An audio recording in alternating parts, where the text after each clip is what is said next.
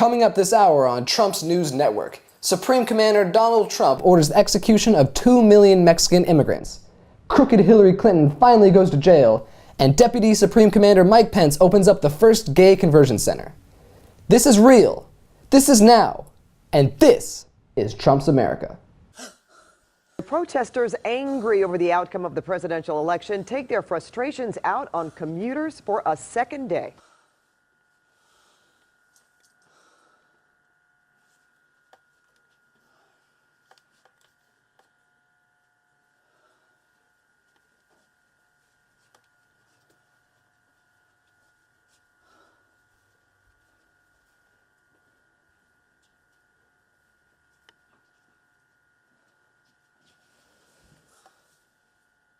In today's headlines, billionaire businessman Donald Trump was elected the 45th President of the United States, beating former Secretary of State Hillary Clinton. President Obama has invited President-elect Trump to the White House on Thursday. In other news, how about them Lakers?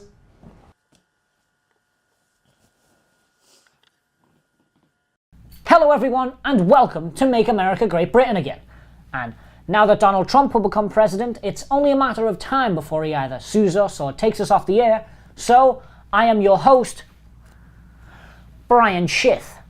Today, we are going to talk about what happened on Tuesday. Donald J. Trump will become the 45th President of the United States. Yeah, could you believe it? The Donald is going to be the next President of the United States. Before we get into the usual talking points, where was Hillary last night? Of all nights to fall off the face of the earth, you had an election to rig, Hillary, and you ruined it. Like, did you delete that email too? Come on, seriously.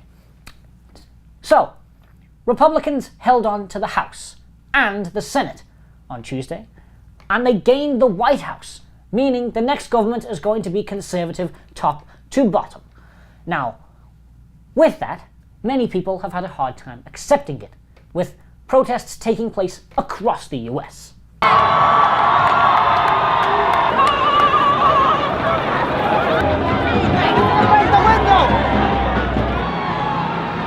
From Chicago to New York, Los Angeles to Philadelphia, thousands of Americans are losing their minds over the result. The majority of those protesters are young people, who've not only taken to the streets, but have taken to Twitter and started the hashtag #NotMyPresident. Well, here's the bottom line, people. He will be. There is no way of stopping this anymore. He won the election fair and square. This is how democracy works. There are winners and there are losers. It's what a competitive election means.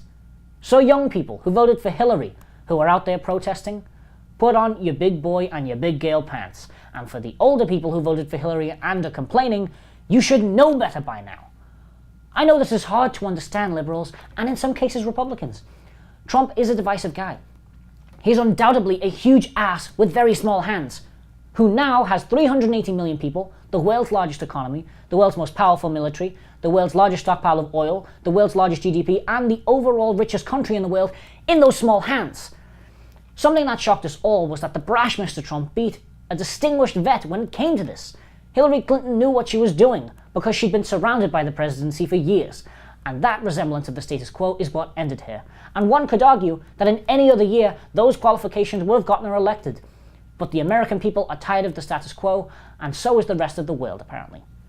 The United States is just another domino in the line of nations and political establishments being voted out and brushed aside this year.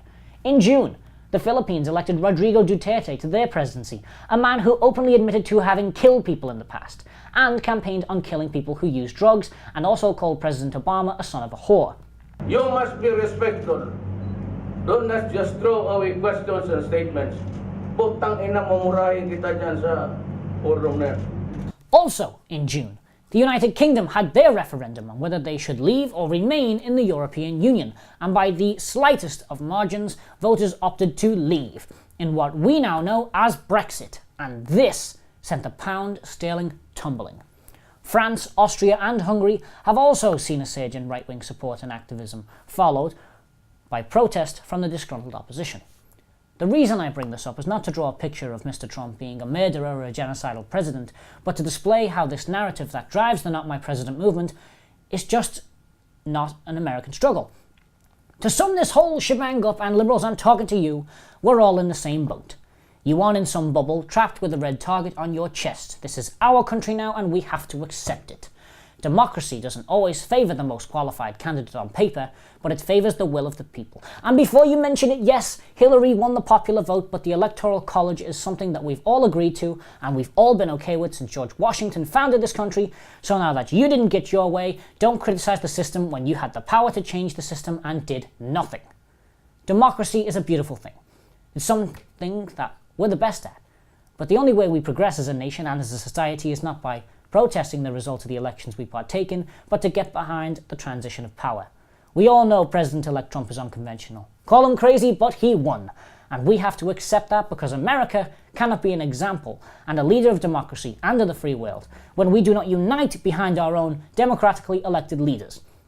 Now, while I've tried to remain neutral in the past, I was rooting for Hillary Clinton, but now that she's dead and buried, I do hope that President-elect Trump changes things for the better, like giving the lower and middle class more affordable healthcare, giving people who want to become American citizens an easier legal path to citizenship, and clamping down on corruption and big money in politics. To those who feel left out and scared for what the future may hold, you have every right to. Someone has to feel this way when power changes hands. Moreover, young people should not feel the need to give up on politics and become less informed and less involved. The outcome of this election should spark a fire in you to get out there and mobilise and become more informed, so that when 2020 rolls around, you can have the momentum on your side, whatever side that may be. But that does not translate into contesting elections in protest. Progress is working together through change, and as I said earlier, America is the strongest nation on earth.